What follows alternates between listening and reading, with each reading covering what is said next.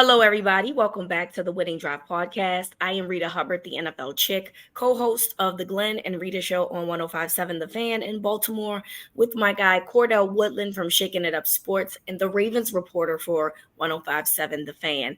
And Cordell, let's talk about Odell Beckham Jr. We know that the fan base was very excited about this signing in the summertime. He was signed to, I believe it was $15 million deal, but could go up to as much as $18 million. And so thus far, it's been underwhelming, if we'd like to say, at best. He's missed a couple of games, first and foremost. But then also, overall, he's had 14 receptions for 162 yards and still has yet to have one touchdown as of yet. Now, we saw him be very animated on Sunday after one of the pass interferences that did get called, by the way, against the Arizona's Cardinal player. But also, you could tell the frustration was there in terms of like him wanting to score. And I saw a lot of discourse about this in social media. I don't necessarily have an issue with him being upset about it. He's a competitive guy. He wants to play. But ultimately, he's still trying to find that first touchdown that just hasn't happened yet. So when you see Odell's production thus far, as underwhelming as it is, do you feel like that there could potentially be some turnaround in the second half of the season? Because when you look at this schedule, it is definitely heavy, and they're going to need all the wide receiver help that they can get. Yeah, I mean they definitely will, and this is it at this point. This is the roster going forward. So I do think that they're going to need more from the receivers in general, but that includes Odell. Odell's not playing as good as he would like. I'm sure what they would like, but honestly, I think that while the fans and I think everybody had higher expectations for Odell than what we've gotten to this point. I think the Ravens idea coming into the season was whatever they can get from him, they'll take. If he can stay relatively healthy, then that's a win in their book. If he can be on the field, make a couple of timely catches for them, which he hasn't been able to do for the most part through the first 8 games of the season. But it's still a lot of season left. You imagine his team will be in a postseason. So if he's healthy, I think at some point he will have the game that everybody's looking for him to have. I do think his role with the team right now is not the best for him or the team. I think he's used outside a little too much for my liking. I think he's obviously more productive at the slot receiver. But I also think that this team, I think it'll benefit him and the team to move him more into the slot. And I think it'll benefit the team to go with more Rashad Bateman, and less Odell Beckham these days. I think Bateman's showing signs of heating up, but not getting a lot of opportunities. And clearly on Sunday in Arizona, they wanted to get Beckham a big play. He's got his family in the stands. His son is out there. And I understand it. I totally do. But at the end of the day, their offense didn't look good on Sunday, the passing offense at least. And for the most part this year, that's the passing game has been there for them. Despite all the inconsistencies on the offense, the passing game has been there more than not. And Sunday, it wasn't really showing up the way that it has in the past. And some of that was due to the game plan of the Cardinals and the Ravens kind of being one-dimensional in the first half. But I do think Rashad Bateman deserves to get more opportunities. I think he'll open the offense up more because they do need some down-the-field plays at some point. And Bateman is a guy that can get that off the first read. Beckham right now, I think when they signed him, I thought that they'd be a problem in the middle of the field, assuming that they'd have him in a slot because Right. I thought with Andrews doing what he does, and then you have Beckham, who's such a good route runner and wins early in his routes. I just thought that they terrorized the middle of the field. And that hasn't been the case, at least with Beckham and Andrews together. So I think they would. I think they would benefit from a change in game plan of how they use him going forward. But also, I'm not. Let's also not pretend like a large part of the reason that Beckham was the highest paid wide receiver in free agency this offseason wasn't to recruit Lamar. I mean, Absolutely. and if that's the case, that's a win already because that worked. Now that probably could have happened with D Hop as well.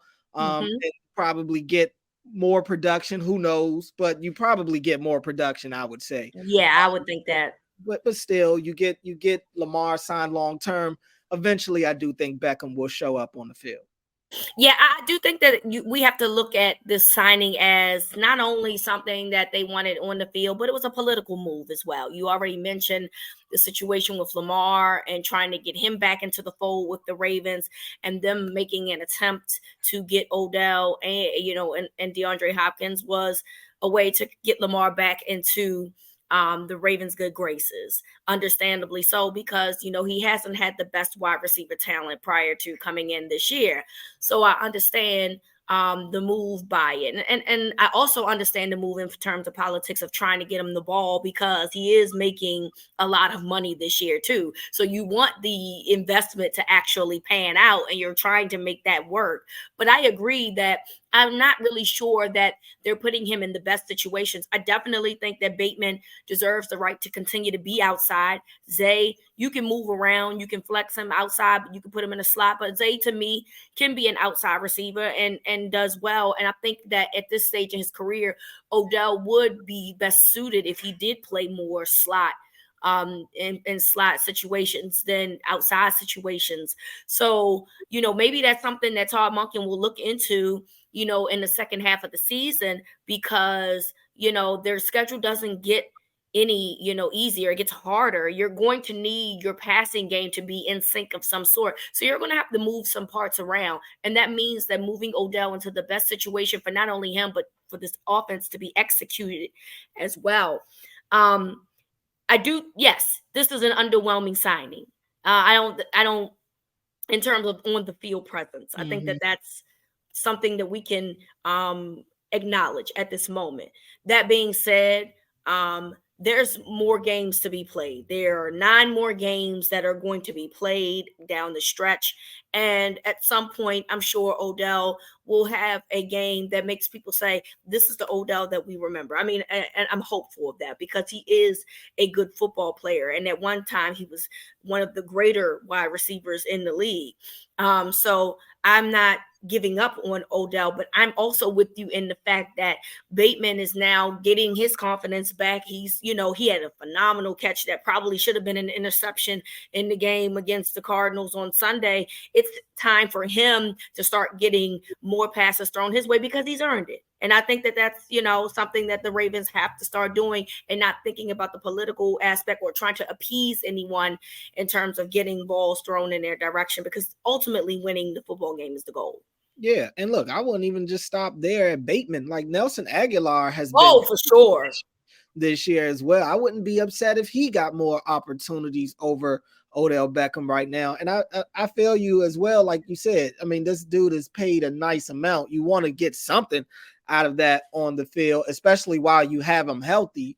But if it's not there, it's not there. And I think Aguilar has shown he can make something happen on some of the down the field catches. He also had that screenplay that had popped a couple of weeks ago. Bateman, like I said, I mean, he has had his negative plays this year as well, without question. But it does seem like he is starting to get into a rhythm, and it's just tough to sustain that rhythm if you're only getting 2 targets a game. I mean, that has to change. And I think for Beckham, less may be more, less opportunities may make him more efficient, kind of in the same way that it's done for Nelson Aguilar. So I think Beckham can still play. Like I don't want to act like I didn't see a lot of positive things from Beckham throughout camp. I mean, throughout camp, he was their best receiver on the field. And I'm not just talking about on some of the short to intermediate routes. I mean, he was winning on some deep balls as well. And I mean, and still to this day, he'll win in practice on some of those deep balls. But I don't know what it is that when it gets to the game, it's just not there for him. It's not there for him. And Harv said it on Monday that teams recognize Odell. They see number 3. They don't want to let him go off. And I can understand that.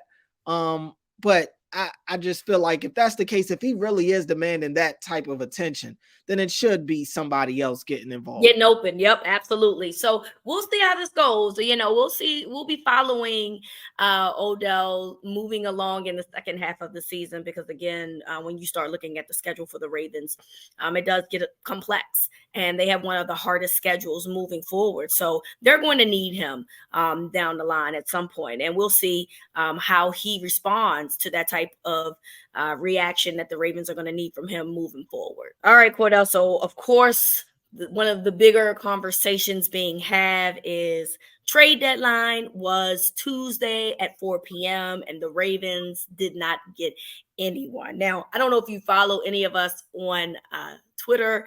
I'm trying to get Cordell to move over to the Flock side because, as you guys know, Cordell is a DC dude, so he's a Commanders fan. But he tried to tell us Chase Young wouldn't get moved, but Chase Young did get moved. Now he did not come to the Ravens.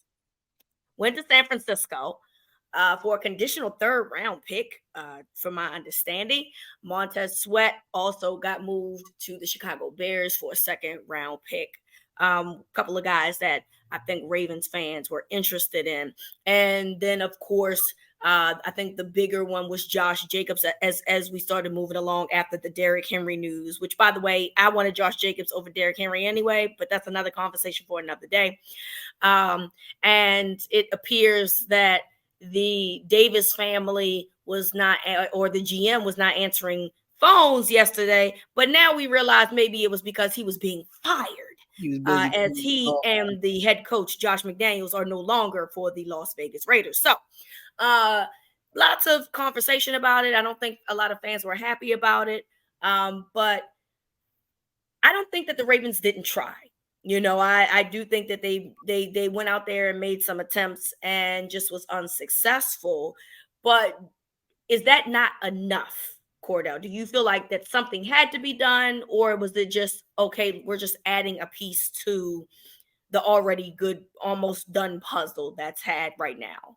Yeah, I mean, I didn't feel like they had to make a move at the deadline, nor did I think that they would, to be honest with you. And like even for some of the pass rushers like Sweat and Chase Young, Sweat I thought went for a pretty good value to get a high 2nd round pick from the Bears. That's pretty good value. Chase going in the a comp 3rd to the Niners. I mean, it is what it is at that point. But I feel like the Ravens weren't in on those guys and guys like Danielle Hunter as well, because you're going to have to pay these dudes after this year. And Montez Sweat, I think, is going to demand a nice chunk of change. Chase Young, maybe not so much, but in my mind, why would you pay a guy like Chase Young over Matabike or Patrick Queen or some of your own good defensive players that are in a contract year? That was kind of my own thinking as to why I thought the Ravens wouldn't be as aggressive at the deadline. If they were getting controllable guys, it'd be a different topic. But I just think right now they're in the process of potentially losing key players of their own, young players. So I just feel like the Ravens' way is to pay their own before they're going to pay somebody else outside, especially considering Patrick Queen is having a good year. Justin Matabike is having a good year. Geno Stone is having a good year. So I just think they have their own issues in-house that they want to take care of. Josh Jacobs would have been a good one.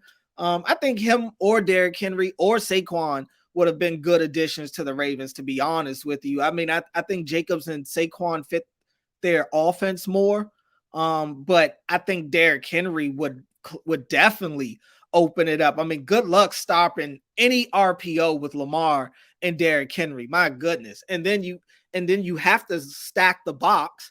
And so that leaves guys like Zay Flowers really in some one-on-one situations. Mark Andrews could kill in play action. So I just thought any of those running back, I mean, those would have been the best running backs maybe Lamar's played with to this point. I mean, J.K. Dobbins is a talented guy, but we just never really got to see him play at the level that those dudes have played at. But ultimately, like I said, I'm not surprised that the Ravens stayed pat.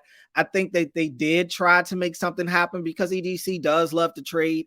And I know that there was back and forth on social media about the Josh Jacobs situation and stuff. I mean, I'll just say they've shown if they like a guy, they'll trade a draft capital for that player if they truly like them. So the running back position is so weird nowadays anyway, that you do got to be careful about giving away draft capital, especially high draft capital for that position. But I don't blame. I'm not upset with them not making any moves. I think in the case of Chase Young, the argument would have been, well, if you are giving away, a third round pick and then Chase Young leaves, you're probably going to get a compensatory pick for him, which I think is okay. If you're using a guy for a rental, and you're going to essentially get back what you gave, I don't have a problem with that. The Josh Jacobs situation, I think it's a little bit more complex because, I mean, there's been rumors, obviously, unconfirmed reports that the Raiders wanted a second round pick for Josh Jacobs, and that's not, nobody was trying to give the Raiders, a second round pick. And I think that that's a little bit more complex because if Josh Jacobs leaves, because he is only on a 1-year deal with the Raiders, you're probably not getting a third, you're probably going to get a fourth or fifth because that's just the value of running backs anyway. You know what I mean? So it doesn't feel like it's an even keel in that regard. But ultimately, I do think that, if you had an opportunity to bring in a guy, and then if that guy left in free agency, and you were going to get the pick back, it's something that you should consider. I mean, that's just kind of where I'm at. I'm not really tripping on the Montez Sweat thing because, like you, I agree that the Bears are probably going to sign Montez as opposed to the Ravens weren't going to do that anyway. The Bears have the money, they have the cap space to do it, and they also had a better draft pick to give away because they're not good right now. So their second round pick is really like a late first at this point. But ultimately, I'm not disappointed. I mean, my thing is that yes, I would have loved to have a guy like Josh Jacobs. I would have loved to see him. And it is to my understanding that Josh Jacobs wanted to come to Baltimore very badly. But, ultimately he doesn't run the show around there. And whoever runs the show, they are a very incompetent group of people over there in Vegas, to the point where couple people lost their jobs, you know what I'm saying? But there's other moves that could be made as well, Cordell. Like we heard Sue talk about, he might be trying to come back, and I don't know how impactful you think that he'd be, but I mean, I do think that a guy of his stature he's not going to be a third down, every 3 down guy anyway. So he's going to be put in certain situations, and I think that he'd be just fine in that regard. So all is not lost, I guess. I don't think.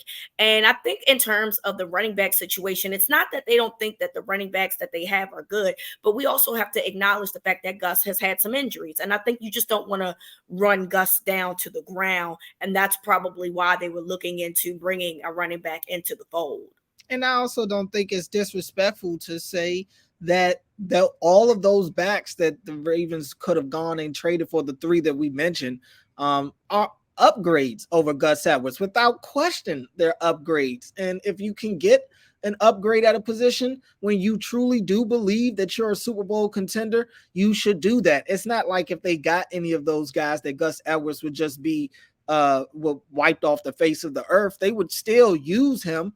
But yeah, those are all clear upgrades over Gus Edwards. I would be okay with that. It's not like they're going out there trading for Kenneth Gainwell thinking that he's going to be the one to take over for Gus Edwards. Like those are all Pro Bowlers, all pro types of running backs that we were talking about. So it's no shame in that. I would also say, like you mentioned, with Ndamukong Suh potentially being a second half acquisition, I look at some of these guys on this team that may end up having a bigger contribution to the team in the second half of the season than they do right now. Those are almost like trade deadline acquisitions. I mentioned Rashad Bateman. If Rashad Bateman really gets more involved in the second half and really starts to look like the receiver that they've been hoping that he can be, that's as good as trading for a wide receiver. If you get guys like David Ajabo and those guys back and they start actually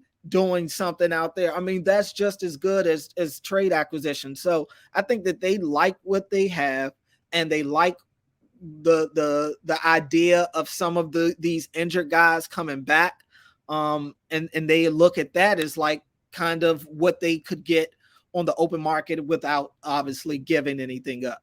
Yep, I agree with you. So, I mean, I know you guys are disappointed that you wanted to see some moves being made, but for perspective, right?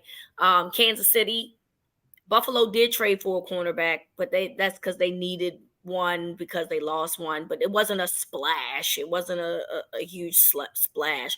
None of the top teams in the AFC made big trades. So nobody really upgraded if you think about this. So a lot of teams stayed put, and I understand you're saying, well, but we're not them, and we want to get better, and I completely understand that. I'm just making the point that your competition in this conference did not upgrade and level up at all. So the playing field is still very even as far as I'm concerned, and I think that that's something that right now with the Ravens playing at good football at this point at 6-2, I think that that's something that they can consider as well. All right, so with that said, Cordell, we are 8 games in now. We know that they've added an extra game, and so there are 9 games left to be played, but technically this is like midseason. So let's start this a little bit early in terms of midseason grades. In terms of offense, what would you give the Ravens currently? Wow. You want me to start? Yeah, you can start. All right, I'll give them a B minus. I'll give them a B minus, C plus. And I say that because I think that Steelers game still stings. I'm not gonna lie.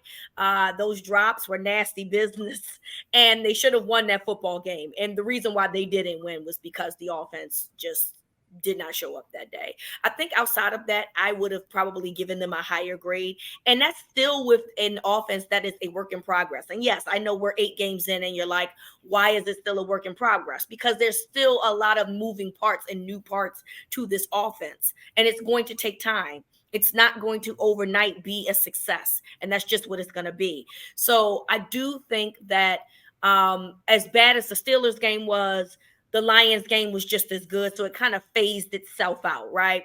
And so when you start looking at the other games in terms of body of work, I feel like B minus. These wide receivers still have to find some ways to get separation at times. The turnover situation continues to be a problem for them, even though the turnover in the Cardinals game did get reversed and was considered an incomplete pass. But at the end of the day, they continue to have a turnover issue. And I think that needs to be worked on. And at times, the offensive line play has been a little bit shaky. But for the most part, I feel like this group has done well, giving the all of the different things that has happened with this offense from this off season until now. So I'll give it a B minus. Yeah, I mean, that's not too bad. I think I'm gonna give them a C. Like you said, is the turnovers for me are a problem. It's almost like every game we're waiting for at least one. That's not a good feeling. So for the turnovers is an issue for me. The fact that this offense can kind of go to sleep at the drop of a dime is a little worrisome to me as well. The fact that you really don't have more than 2 guys really involved in the passing game right now. Everybody else is kind of, getting in where they fit in at best. Offensive line, like you said, has been shaky. This has kind of been a down year for Ronnie Stanley. Yes. To this point in the season. But there are good things. I think Lamar's playing well. I think the running game is waking up. Zay has been a pleasant surprise, even though he's kind of quieted down the last couple of weeks. they have shown the capabilities to be explosive. I liked what I saw in the Detroit game. I liked the possibilities that I saw in the Steelers game. And just you think back to that Bengals game. I mean the Browns game as well, where they kind of just jumped out on the Browns immediately. With as good as that defense is. So, I mean, you see how good the offense can be, but the consistency isn't there. I just think on a average basis, they're average. Now, honestly, you look into the point of this season, they have some good moments, they have some bad moments. And the turnovers for me was kind of the difference in me giving them a B minus, C plus, That's fair. C to this point. And that's fair. And that's why I said B minus, C plus, because I do see the potential of how good they can be. And they've had that. But again, like you said, the turnovers gotta stop. Gotta stop. You got to find more consistency in the passing game. But I do believe that it's there. And hopefully they can do it on a more consistent basis. On the defensive side, what would you give them a grade? Now, I started. I feel like this one should be easy. This is an easier one.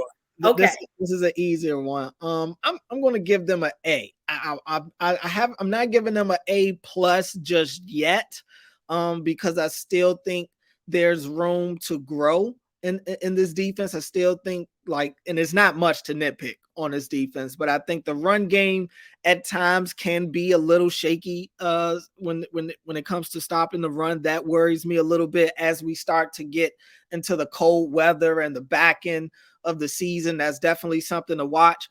But overall, I mean, this is a team that can get after the quarterback. They're so unique, and they make it look. I was on Kim McCusick, friend of the podcast. I was on his podcast the other day where we broke down the defense against the Cardinals, and it was just a lot of. And John Harbaugh said this on Monday. They were really vanilla in their looks that they gave them, their pre-snap looks. It really, honestly, looked like they were coming out in the same defensive formation all game, but they gave you a variety of different things throughout the course of the play, and you never know where the blitz is coming from. And you look at these nickel blitzes that they run, these corners are coming through untouched. Arthur Millette gets there. We saw Kyle Hamilton have 3 sacks and a half against the Colts. They weren't even looking at him on any of those sacks. So, I mean, the way that they're able to scheme their defense up is second to none. I think they're getting high-level production from all 3 levels. Justin Madubuike's playing out of his mind. I think both of the linebackers, Roquan and Patrick Queen, have had really good years. Geno Stone leads the league in interceptions. Brandon Stevens at a high level. Jadeveon Clowney. I mean, the list goes on. And that's without guys like Tyus Bowser out there, David Ajabo out there, and Marcus Williams out there. Marlon missed the first couple of games. So I just think this is arguably the best defense in the NFL, and I think it's scary that I think they could get better. Yeah, I mean, if it's not the best, it's definitely one of the best. And I agree with you that they've done their part on all 3 levels. The guys up front have done well. The linebackers have played their part. And even in the secondary, guys that I don't think we expected to be playing as well. You mentioned on the podcast, the last one, I believe that you believe that Brandon Stevens is the best corner on this team right now. And then Geno Stone leading the league in interceptions. I mean, I don't think we saw that coming from either guy, and yet it's happened. So I definitely think that this defense has been amazing, and I think that they could still be better, So I'm also giving them an A, but ultimately they have done a phenomenal job in terms of rushing the passer, in terms of scheme. They've done a very good job of containing guys for the most part, week to week. Special teams. This is one that I'm going to give this a C, because while I think that Jordan Stout is having a very good year, the return game to me just needs some work. And I don't know if Devin Duvernay just don't want to do it no more and it's on his Michael Jackson, get somebody else to do it. I don't know if he just, he just is like, I'm not really interested. I don't know. Outside of that one long return that we did see from him, Was it the Lions game that was a long return that he had? We had a long return in one of these games, either last week or 2 weeks ago. Outside from that, I just think that he's just kind of there. You know what I mean? And but it's unfortunate because I do feel like Jordan Stout has played well. Justin Tucker, while he's still the GOAT, has missed one in Sunday's game. So he can't keep missing these before people start having conversations about has he lost it. And I don't think that he has, but also he's been in the league since 2012. That was his rookie season when the Ravens won the Super Bowl. So this is his 11th season. I mean, we have to start being realistic about that. But ultimately, I give this team, this unit, a C. Yeah, I'm gonna stay in that same world. I'll give them a C minus. I just I feel like every week it's something going on with the special teams. Every week it's we've seen a punt block, we've seen missed field goals, we've seen penalties, we've seen Devin Duvernay, who's an all-pro returner, not look engaged like he wants to really return anything. I mean, every week it's something going on with the special teams. We talked about the special teams way too much to this point in the season. Yep. And so and you mentioned Justin Tucker. I mean, look, he's missed 3 field goals already this year. Yep. All 3 have been from 50 plus, 1 for 4 from 50 plus this year. I mean, that's not Justin Tucker. And that's not the one we know. Nope. No, it's not. And you're right. I mean, I'm not saying that I'm ready to question Justin Tucker's greatness or anything like that. Right. I still trust him. I still am willing to send him out there in any type of field goal, game-winning field goal situation, whatever the case may be. But you do got to keep your eye on this situation because it's not a sure thing right now. It's just not a sure thing when he goes out there. Like you used to think there's, if he goes out, it's a made field goal. It's a guaranteed 3. You just don't feel that way about him right now. And I'm going to try to talk to him at some point this week to kind of see what's going on in his mind and how he's feeling to this point in the season. But Jordan Stout is having a really good year. I mean, he's got a cannon of a leg. Yeah. And it's showing he's really been more consistent this year, definitely than he was last year. But yeah, outside of that, it's just you're just seeing uncharacteristic things from this special teams group this year. And you like I said, the fact that we've talked about special teams as much as we have to this point in the season isn't a good thing. I agree with you. Maybe Sam Cook has helped Jordan Stout get better. If you learn from one of the best, I feel like, you got to rub off on you at some point. So hopefully this unit can get a little bit better. In terms of coaching, where do we stand with coaching? Coaching, I would say, because it's some people bringing a grade up, and it's a couple that's dropping it a little bit. I'll do it. I'll start. I'm giving them a B minus because I'm with you. If based on average, if I gave them an A, I already had the defense. The defense at an A. I had the offense at a B minus. And then I have special teams at C. I will give the coaching a B minus because, like you said, the units change what they are, but ultimately the defense has definitely elevated what this overall is. I think that at the end of the day, the fact that John Harbaugh is still able to get his players to hear him out and they're still on the same wavelength when you look around the league at other coaches that haven't been around long enough, that don't have that type of respect and don't have those types of rapports with their players.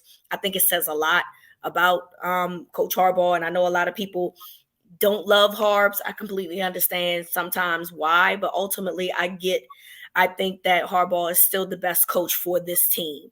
I think that Mike McDonald, I don't think he'll be here long, and I don't want to speak that into existence, but I mean, I might have just did it anyway just now, but he's been phenomenal. And it's hard to, not think that some NFL team is going to want him to be their head coach at some point. Special teams, obviously, it's been up and down, and that could be fixed. But overall, I think the management of this team, and I think Todd Monken. My favorite thing about this too, Cordell, is Todd Monken sounds accountable. Like when he's like, "Oh, I heard what Kurt Warner said, and he's not wrong, and we could do this and we could fix that." I think that that's what people want. People want to hear those types of things as opposed to, no, we just running, y'all going to blame me and this, that, and the third. So accountability also goes a long way. And I think that through some adversities early on, they've done a good job of weathering the little storms that they've had. Yeah, I might have to agree with you on a B minus. B minus seems like the good point, a good fair assessment.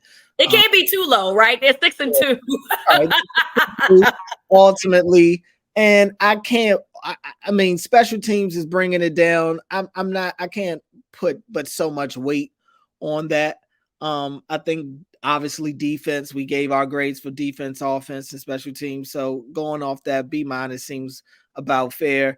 I think the coach. I think Todd Monken, for the most part, has been good. He's had some questionable calls and tendencies and things like that. But like you said, I definitely like that he holds himself accountable. He's a realist about what's going on. And he's not afraid to let that be known. But for what, this is a new offense and a lot of new pieces and some missing at various points. So I do like where they are, understanding they could obviously get better, but consistency is the main thing. We've seen them look good in all phases, I think, of the offense at different times, just haven't gotten to see it all come together very often. Defensively, I mean, Mike Macdonald is coaching his butt off. He is one of the better coordinators in the league, I think, at in-game and adjustments. And that wasn't something that was happening, I think, early last year when he first came back. But he learned quickly, and he knows how to use his personnel to his best. And like you said about Harbs, I definitely still believe Harbs has their ear. They still respect him. He has control of that locker room. And I do still believe he's the best coach for this team. I just can't picture anybody else on the sideline for the Ravens right now. There's just nobody else coming to mind. So, and for the most part, Harbs has been good. He hasn't been as aggressive as he was in the last few years. And I think he still is an aggressive coach. He still wants to be, but he has been, I think, smarter about his aggressive decisions this year. I completely agree with that. So, fairly good ratings from Reeta and Cordell in regards to the Ravens midpoint part of the season. And it will be interesting to see how they fare in the second half. They do have 6 of 9 games at home, Cordell. So not that necessarily means anything, because it's not like the Ravens have had like the best home field advantage the last couple of years. But look, you would much rather be home than away. That's how I see it. And they, were away for essentially a month and then went to London and was there for almost a week. So hopefully they can get something going and we can improve our grades from B- to A- as they churn their way towards the Super Bowl. On our next episode, we will be talking about the Seattle Seahawks. They will be in town this weekend to play the Ravens. Should be a very interesting matchup. They had a comeback win against the Browns to help the Ravens continue to be in first place. So this should be an exciting matchup. They got Leonard Williams in a trade recently, so I have to assume that he might be playing on Sunday. So this will be fun to talk about in terms of our preview. We'll tell you what our predictions are on our next episode. We want to thank you all for listening. So from Cordell to me, this is Winning Drive.